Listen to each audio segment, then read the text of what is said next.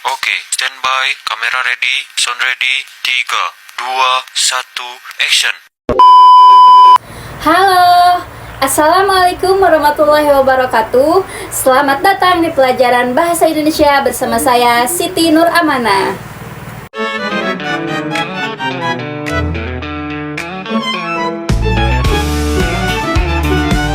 Nah, sebelum materinya kita mulai, saya ingatkan kepada kalian semua untuk selalu menjaga kesehatan, khususnya selalu menerapkan protokol kesehatan di lingkungan kita. Mendengar kata berita tentunya sudah tidak asing lagi buat kalian, apalagi kalian sering mengunjunginya, baik di sosial media maupun di media cetak. Gimana? Pastinya kalian udah pada tahu kan teks berita itu apa? Tak tahu. Apa? Masih tidak tahu? Oke, saya kasih tahu ya. Jadi, teks berita adalah teks yang berisi informasi aktual tentang peristiwa atau kejadian yang sedang terjadi dan disajikan secara faktual, objektif, menarik untuk diketahui layaknya umum. Kalian tahu gak, di dalam teks berita ada beberapa unsur yang harus kita ketahui. Apa? Nani ya apa? Nani! Apa?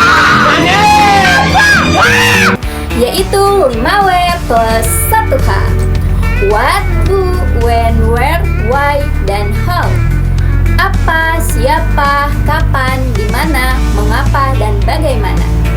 Jadi, ketika kalian mau membuat teks berita, ini wajib diterapkan ya. Selain itu, di dalam teks berita ada beberapa struktur yang harus kita perhatikan. Yang pertama, di sini ada judul atau headline, jadi ringkasan singkat dan menarik tentang isi berita. Dan yang kedua, ada teras berita atau lead. Jadi di situ terdapat paragraf pembuka berisi inti berita, biasanya menjawab unsur 5W plus 1H.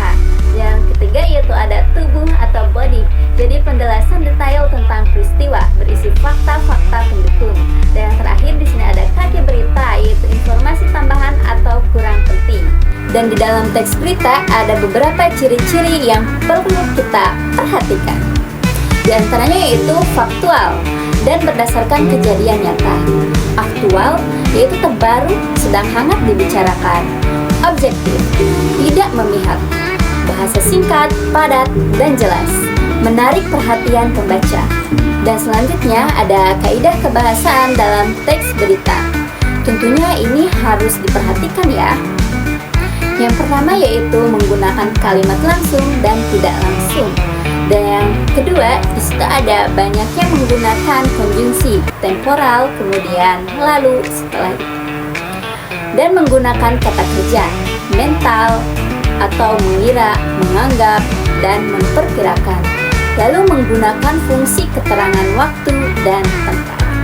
Oke semuanya, karena ada banyak macam berita, jadi kalian jangan lupa ya untuk membaca berita yang terpercaya. Setelah melihat ini, mungkin kalian akan tertarik untuk membaca berita atau membuat teks berita. Sekian dari saya di pembelajaran Bahasa Indonesia kali ini. Mohon undur diri. Assalamualaikum warahmatullahi wabarakatuh.